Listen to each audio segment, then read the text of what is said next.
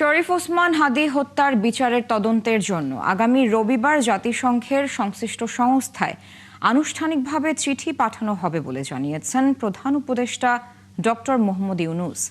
বিকেলে দেয়া এক বিবৃতিতে তিনি এ কথা জানান। নির্বাচন সামনে রেখে সবাইকে ধৈর্য, সংযম ও দায়িত্বশীলতা বজায় রাখার আহ্বানও জানানো হয়েছে সরকারের তরফ থেকে। বিবৃতিতে প্রধান উপদেষ্টা আরও জানান, ওসমান হাদি হত্যার বিচারে সরকার বদ্ধপরিকর। জাতিসংঘের অধীনে তদন্ত পরিচালনার আইনি দিক সরকার গভীরভাবে পর্যালোচনা করছে।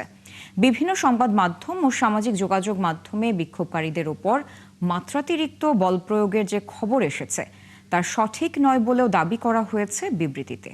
বিক্ষোভকারীরা ব্যারিকেড ভেঙে যমুনার অভিমুখে এগোনোর চেষ্টা এবং এক পর্যায়ে জলকামানের উপর উঠে গেলে আইনশৃঙ্খলা বাহিনী পরিস্থিতি নিয়ন্ত্রণে সাউন্ড গ্রেনেড ও জলকামান ব্যবহার করে। এ সময় আইনশৃঙ্খলা বাহিনী কোনো ধরনের গুলি ছোড়েনি। রাষ্ট্রীয় অতিথি ভবন যমুনা ও সংলগ্ন এলাকায় যে কোনো প্রকার সভা সমাবেশ, মিছিল, গণজমায়েত ও বিক্ষোভ নিষিদ্ধ রয়েছে।